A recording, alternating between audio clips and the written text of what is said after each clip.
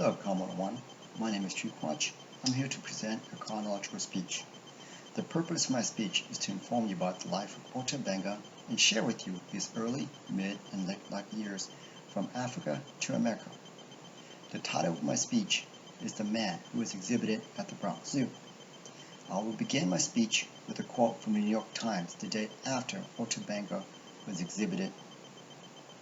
And there could be no doubt that to the majority of the joint man and monkey exhibition was the most interesting sight at the Bronx Park. Now, Ota's early life spanned from 1883 to 1904. He was born in 1883 as a member of the Ute people. He had a wife and 2 children, however they were slaughtered by King Leopold's army. Ota was able to avoid slaughter because he was out on a hunting expedition. However, he was eventually captured by slave traders. And in 1904, Samuel Philip Verner bought Ota Benga for 1 pound of salt and 1 boat of clothes. Ota and Verner traveled through Africa the next several weeks to recruit Africans to return to the United States for the Louisiana Purchase Expedition, or better known as the St. Louis World Fair. This led us to the mid of his life, where Ota spanned from 1904 to 1910. In 1904, Ota Benga returned to the United States with Mr. Verner for the Louisiana Purchase Expedition. There, the Africans were a crowd favorite, especially Ota and his sharp pointed teeth. After the fair was concluded, Ota returned back to Africa with Mr. Verner, along with the rest of the Africans. While in Africa, Ota briefly remarried, however, his wife died from a snake bite. Feeling uncomfortable in Africa, Ota returned to the United States with Mr. Verner. While at the United States, Mr. Verner secured a job for Ota to work at the American Museum of Natural History in New York City. Mr. Verner left Ota alone for a little bit to attend to personal business. Being left alone and homesick, Ota became difficult.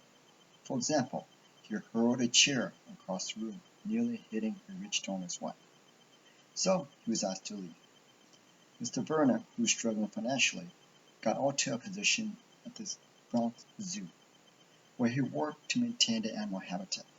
While at the Bronx Zoo, the zoo director, Mr. William Hornaday, noticed that the visitors were more intrigued with Ota than the animal.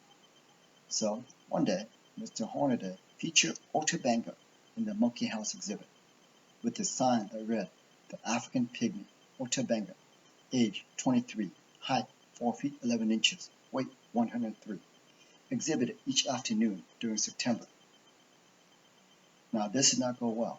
Protests ensued. Eventually, Ota was released from the zoo and sent into the hands of Mr. Reverend James Gordon's custody. There, he stayed at the Howard Colored Orphanage Asylum until 1910, which led us to his late life from 1910 to 1916. Because of protests, Ota had to leave again and live with the McCrae family in Lynchburg, Virginia. There, Ota kept his teeth, went to elementary school, and learned English. He worked at the Lynchburg tobacco factory, but over time he became homesick and wanted to return home. However, there was a problem, and in 1914, World War I broke out.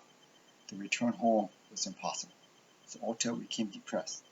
On March 20th, 1916, Ota Benga peeled off the cap of his teeth, put a pistol to his heart, and committed suicide. I will conclude my speech with a quote by Mr. James Gordon. "Our race, we think, is depressed enough without exhibiting one of us with the apes. We think we are worthy of being considered human being with souls." Ota Benga lived a sad early life, a depressed middle life, and tragic late life that saw in his eventual suicide. Thank you.